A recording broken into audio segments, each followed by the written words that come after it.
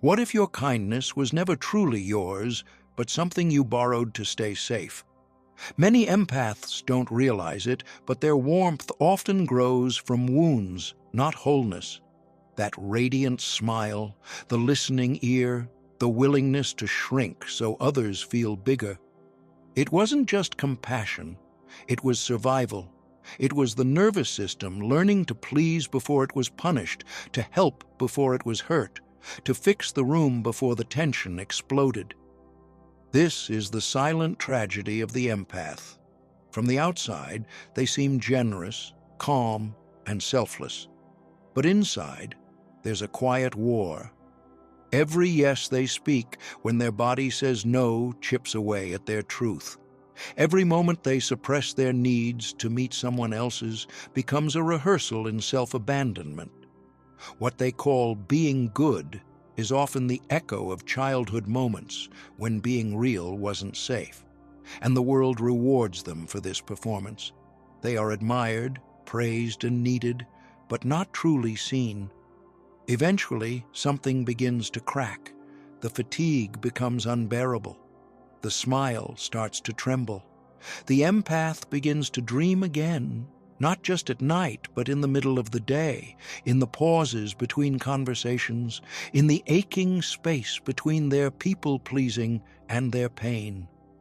And in that silence, the soul whispers the first forbidden thought, "I am not okay."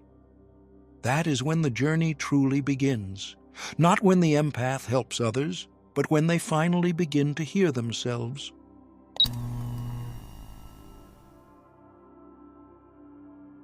What if the most loving person in the room is also the most afraid? The empath's smile, often praised for its warmth, is sometimes a desperate plea to stay safe. It begins in childhood, in moments when emotional chaos taught them that their needs were dangerous, that silence was protection, and that love must be earned through self-erasure.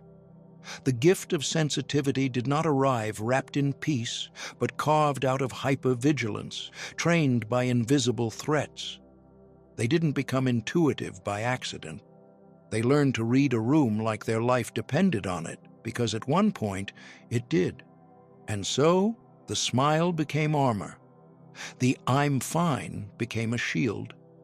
The habit of pleasing became a way to shrink the threat of abandonment. Over time, they forgot it was a performance. They called it kindness when it was actually a survival script playing on loop. But life has a strange way of revealing truth. Fatigue sets in. The body begins to rebel. Sleep feels haunted, and emotions once buried begin to whisper through dreams. The tension of holding it all together starts to leak through the cracks. That's when the mask starts to crumble, and what lies beneath is not weakness, but the original self, the child who never wanted to please, but wanted to be seen. This is the threshold of awakening, when the empath stops smiling for safety and starts questioning everything, not out of bitterness, but out of soul hunger. Because somewhere deep within, a quiet truth begins to rise.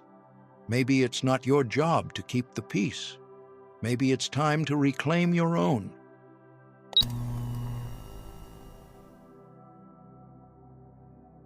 What happens when the noise stops, but the pain begins to echo louder? When the empath walks away from external approval, what greets them is not peace, but a terrifying silence. This is not ordinary quiet. It is a deafening stillness that confronts them with all they've suppressed. No more feedback, no more reassurance, no more emotional mirrors reflecting their worth. It feels like falling into an abyss where the familiar chaos of people-pleasing is suddenly gone, and the only sound left is the trembling voice within. This moment is often misunderstood, even by the empath themselves. They think something is wrong, depression, numbness, emptiness. But Jung would say, this is not a dysfunction, it is an initiation. You are not broken, you are in between selves. The silence you now face is the death of your false self, the persona you crafted to survive. the one who always smiled, fixed, soothed, and performed. That identity had a script, and without it you feel lost.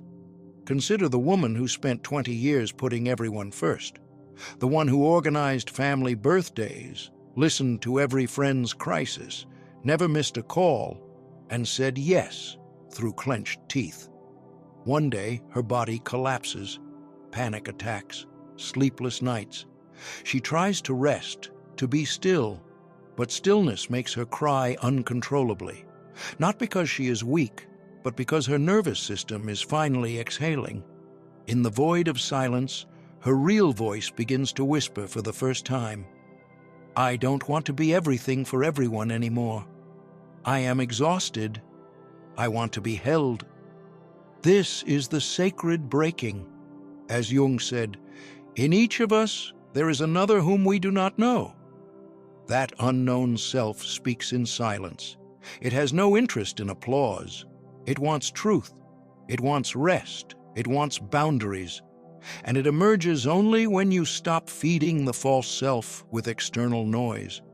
But this silence feels like death because the ego fears extinction. The persona fights back. It whispers, "You're selfish, you're lazy. They won't love you if you stop trying." These are not truths.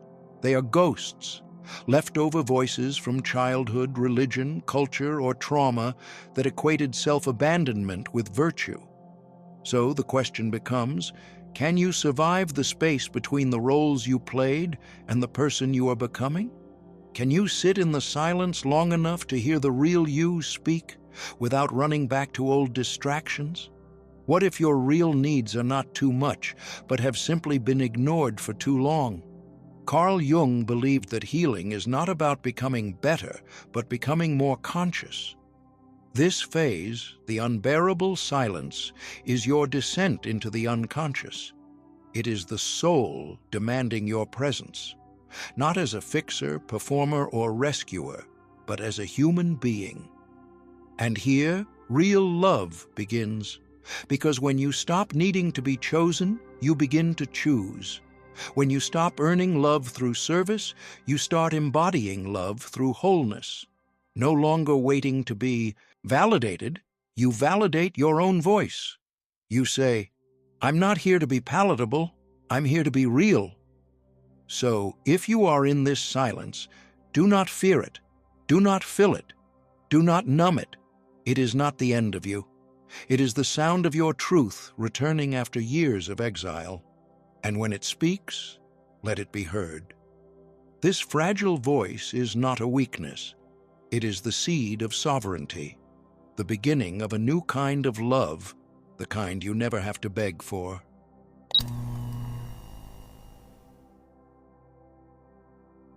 Have you ever asked yourself why you need people to like you, even when it costs you peace? Why does disapproval feel like danger, and why does saying no feel like betrayal? The answer is not weakness, it is conditioning. Somewhere along the line, the empath learned that pleasing others was the only way to feel safe. And that illusion runs so deep, it masquerades as kindness, as virtue, as love. But let us be honest, people-pleasing is not love. It is controlled in good manners. A survival strategy that says, if I'm agreeable enough, maybe I won't be abandoned. If I take care of everyone, maybe I'll finally be chosen. This script plays silently in the background of the empath's life. They anticipate needs before they're spoken, apologize for having emotions, and feel guilty for resting. And while the world applauds their generosity, their body keeps the score. A man in his 50s shared that for 3 decades he never told his wife what he truly felt. He feared that expressing dissatisfaction would make him ungrateful.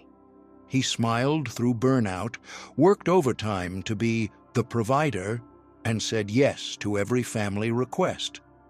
One day, his body gave out, a minor heart attack. The doctors called it stress. He called it the price of being a good man.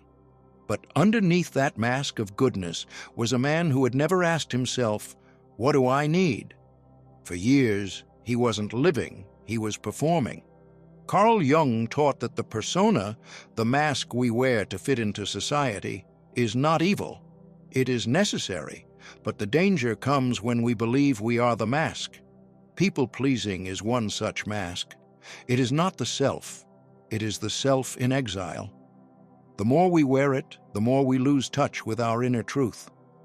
We forget how to disappoint people in order to be loyal to ourselves, and slowly we begin to vanish. So what happens when the empath begins to say no? At first, guilt floods in like a tidal wave. Relationships shift, some people leave, others lash out. The identity built on being nice begins to crumble, but beneath that collapse is something sacred: sovereignty. The right to exist without earning it, the right to speak without softening the truth, the right to rest without guilt. And healing, surprisingly, does not start in the mind. It begins in the body. As the empath withdraws from the compulsive need to please, the nervous system slowly recalibrates. Sleep improves, breathing deepens, panic lessens. The body, once a battlefield of suppressed needs, becomes a sanctuary for truth. The empath no longer enters rooms seeking to be liked. They begin to enter with presence, with clarity, with boundaries, and for the first time they feel safe, not because others approve, but because they are no longer betraying themselves. So here is the question: what would happen if you stopped trying to be good and started trying to be real? What would you lose, and what part of yourself would you finally reclaim? Healing is not becoming more pleasing. It is becoming more whole, and in that wholeness, you are no longer a reflection of others' needs. You are a mirror of your own truth. That is not selfish. That is sacred.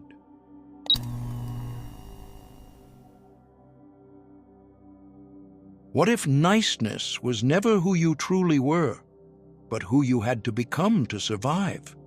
What if behind every polite smile, soft tone, and quiet agreement there lived a soul screaming to be real? The empath eventually comes face to face with this question, not in a classroom, but in the raw silence of their own exhaustion. Niceness, once their shield, now feels like a prison. Beneath the script of being agreeable lies something wild, something sacred, a version of you that once danced barefoot in the rain, asked bold questions, laughed loudly, and said no without apology. This is the forgotten wild self, the soul that existed before it was tamed by shame, trained by guilt, and silenced by rejection. And the great unraveling begins when you dare to ask, "Who told me that love must be earned?" Real-life healing does not always begin in therapy rooms. Sometimes it begins when a woman in her 40s finally stops editing her opinions around her family. She speaks up at dinner and lets the silence that follows be her liberation.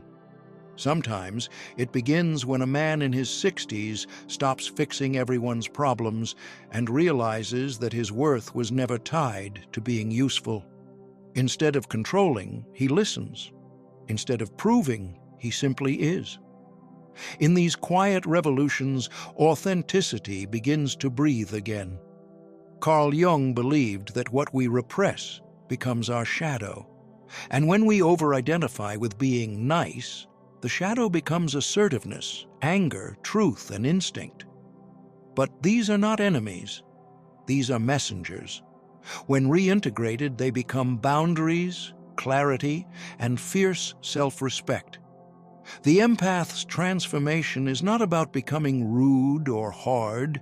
It is about learning that compassion without self-respect is self-abandonment. This is the rise of fierce empathy.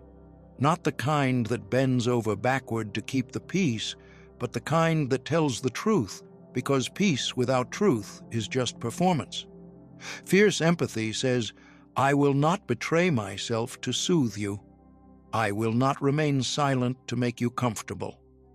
I will no longer offer pieces of my soul in exchange for crumbs of connection. These are not declarations of war. They are declarations of wholeness. So ask yourself, when did I start believing that being real was dangerous? Who benefits from you staying small, silent, and sweet? And more importantly, what would happen if you allowed your full self back into the room? When the old self begins to shed, you may lose people, but you will find you. And that version of you is not just kind. They are bold. They are whole. They are real. The nice version was a costume. The authentic self is your home.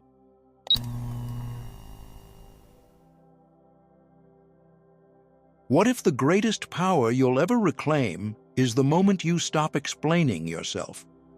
What if healing does not begin with a breakthrough, but with a quiet refusal to keep bleeding for people who never asked you to?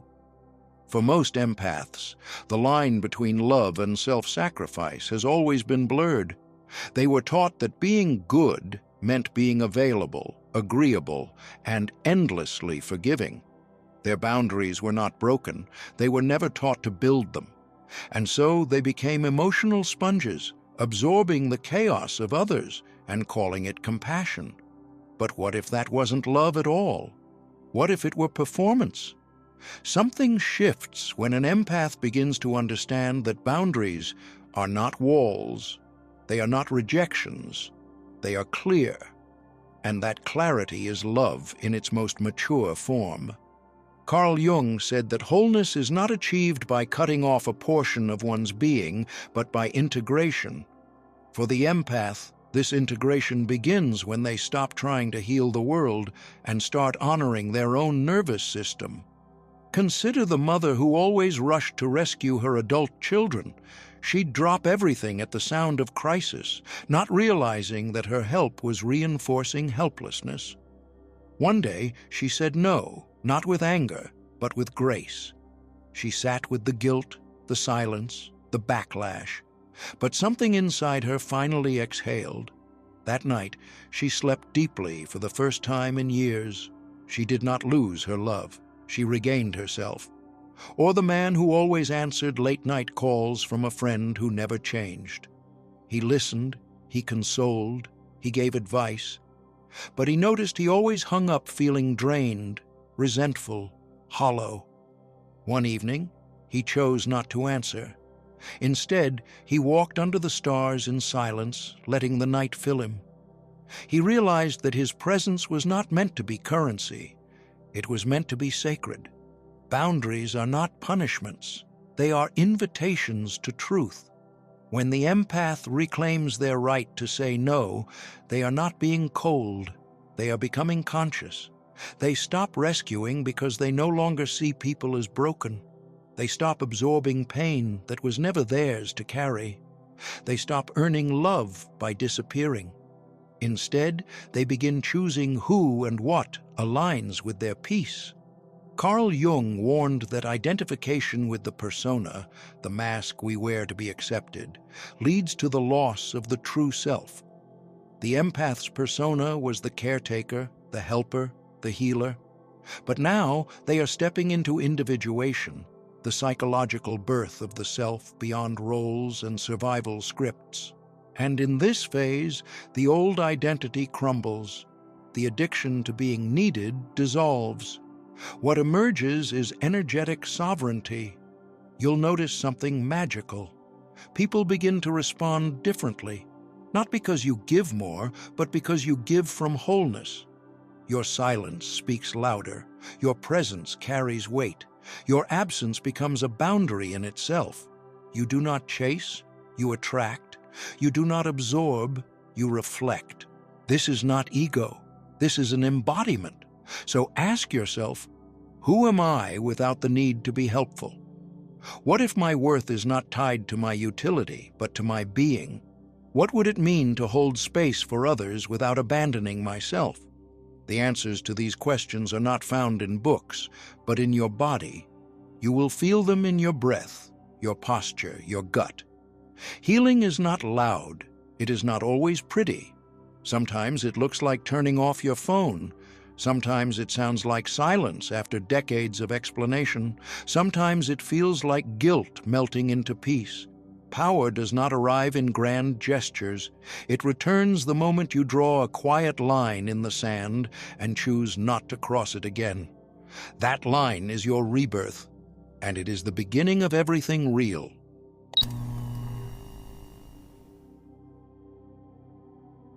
What if your highest purpose was never about being needed, but about being known, first by yourself? The world teaches empaths early on that their value lies in how much they give, how quietly they endure, how seamlessly they fit into other people's stories. But something ancient begins to crack open when they ask, what if I wasn't born to be useful? What if I was born to be real?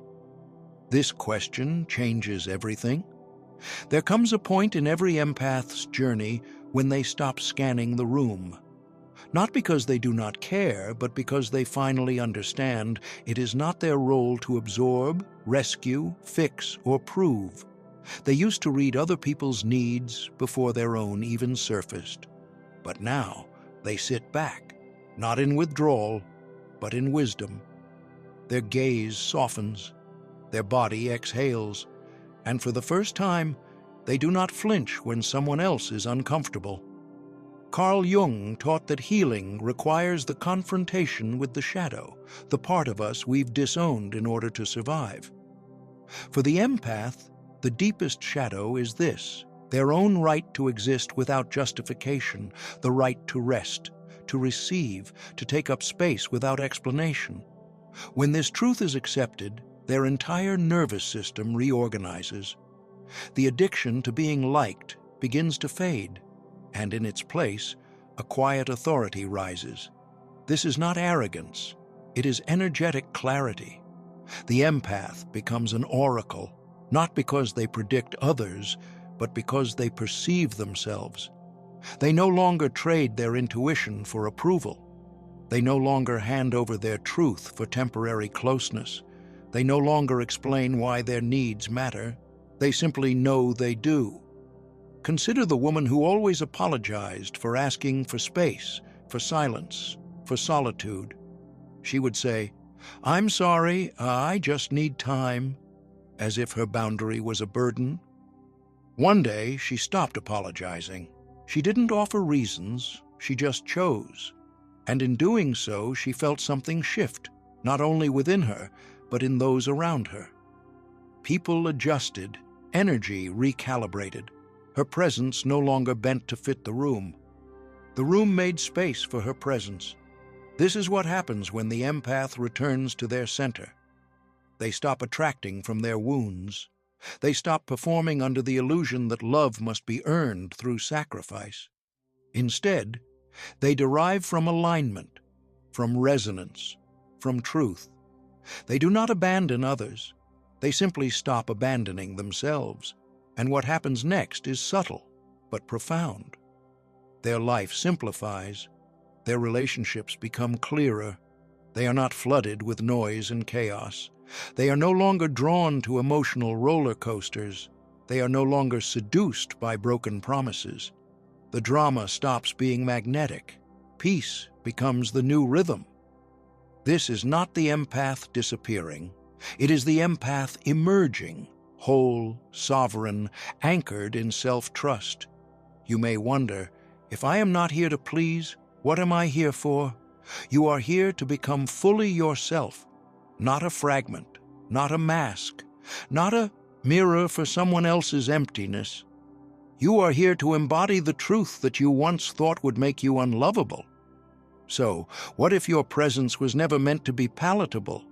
What if your power was never meant to be passive? What if your only job was to stop betraying yourself and see what remains?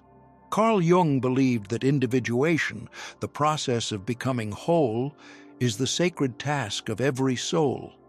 For the empath, individuation begins when usefulness is no longer the measure of identity, when stillness is no longer feared, when solitude is no longer equated with rejection.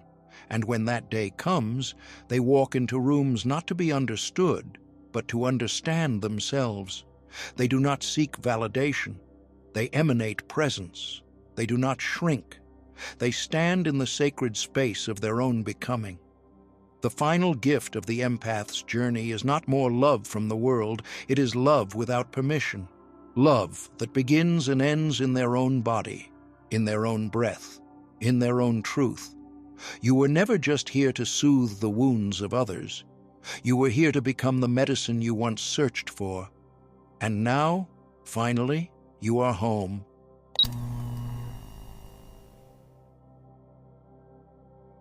Have you ever asked yourself, what does it mean to stay loyal to the self I fought so hard to find?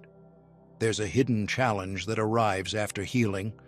Once you've shed the masks, spoken the unspoken, and reclaimed your place in the world, a new kind of silence begins to form around you.